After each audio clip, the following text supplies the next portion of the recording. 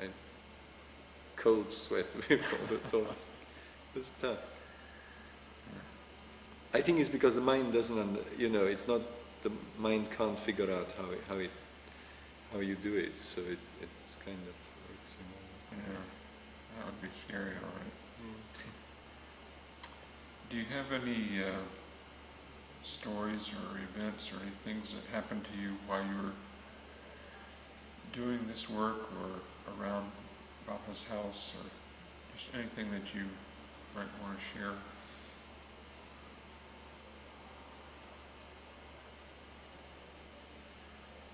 Maybe things that Bapa said, or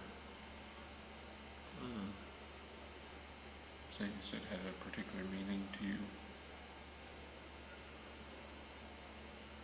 There's some interesting things, like I noticed, there are particular stories, but they kind of emerge in response to triggers, which, I don't know if anyone come to mind now, but I noticed some things about Bapa that, for example, because I also, after that first trip, when I went with him as the official translator in '72, then I started also doing his correspondence. I would, as well as doing my ordinary work, every 2 or 3 times a week I'd go and work with him in the morning, and I'd take all the correspondence and read him letters, and he'd give me answers. Now, in the midst of those, he would sometimes break off and give a little talk. You know how Bapa was. He'd suddenly, apropos of nothing, he would start to talk about some spiritual matter or something. And of course, sometimes these things related to what was in the letter, sometimes they related to things that were going on or something that I needed to be aware of. But I also noticed that when he was due to give a talk, sometimes even where the talk hadn't been scheduled, I would only know later that he was going to give a talk, he would be going over things privately that would later be part of the talk. It's almost as if he was receiving in advance, So for example, if he was going to give a talk on Sunday and we were working on letters on Saturday, there'd be some huge chunk of his talk.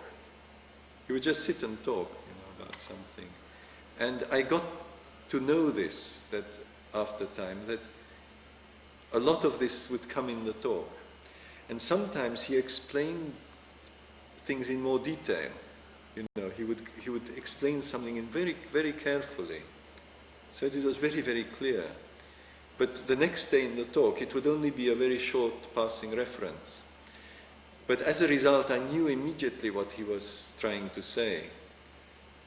And that's why sometimes for people who are now retranslating his talks, it must be sometimes a little strange that I sometimes translated in more detail than what Bapa said, because it might be something that he had been talking about the day before.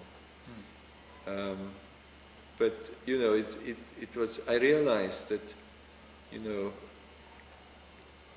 Bapa was prepared for his talks, It's not that he thought about them beforehand, but it's like you and I. I'm sure you've experienced this, Rahman, that before an important meeting or something, suddenly you think of something, or something arises inside you, which you suddenly realize, oh yeah, that's what I'm going to say in the meeting. I don't know if you've ever had that experience. I have. And I think that's Bapa was doing that on a more subtle plane. That's interesting. What else? Well, there are many things, but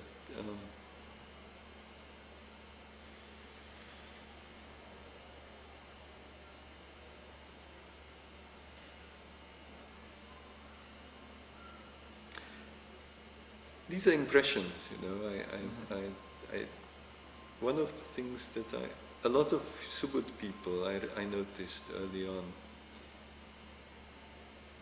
because in those days Bapa used to be very accessible, very often we would sit around with Bapa in small groups, and if Papa visited a place, they would give a talk, and there'd be latihan and so on, and then half the people would go to his flat afterwards, and sit around hoping that he'd give another talk. Sometimes a small group of people would get in and say, wow. And I noticed that there was a feeling, and I certainly had this in the beginning, there was a feeling that there was the talk, that he gave to everybody, but if you could get in privately by bribing the doorman, you'd get the real inner truth. And yeah, it's true. You got some fascinating. We experienced some fascinating stories and conversations with Baba on these occasions. But it became quite clear to me as time went on that those weren't important.